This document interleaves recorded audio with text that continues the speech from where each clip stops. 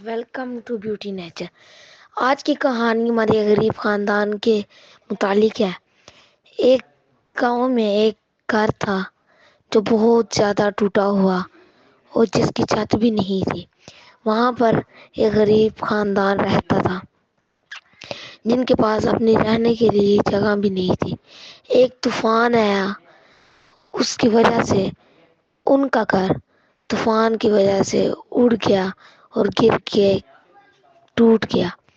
پھر انہوں نے جنگل کی طرح اپنا راستہ موڑ لیا۔ وہ جنگل کے راستے میں انہوں نے ایک جھونپڑی بنا لی تھی جو صرف گھاس کی تھی اور اس کے اندر لکڑیاں لگی ہوئی تھی۔ انہوں نے پھر شہر کی طرف کام کرنے کی سوچی۔ پھر وہ شہر کی طرف روانہ ہو گئے۔ شہر پر ان کو کہیں کام نہ ملا۔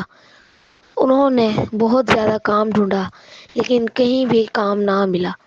وہ پھر واپس آ گئے۔ انہوں نے پھر کیلے کا ٹھیلا لگا لیا تھا جہاں پہ اس کو صحیح رسپانس نہ مل رہا تھا۔ وہ آج بھی واپس اپنے گھر آ گئے تھے۔ وہاں پہ ان کا ایک بیٹا علی جو درخت کے اوپر بیٹھا اپنی قسمت پر رو رہا تھا، اور وہاں پر ایک پری آئی اور اس نے اس سے پوچھا۔ اس علی نے کہا کہ میں اپنی قسمت میں اس وجہ سے رو رہا ہوں۔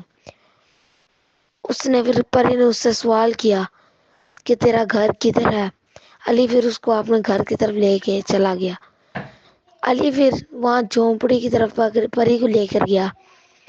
پری نے وہاں پر میجک سے ان کو گھر دے دیا، ایک نیا سارا، جس سے ہمیں یہ نتیجہ ملتا ہے کہ کسی غریب پر ہنسنا نہیں چاہیے۔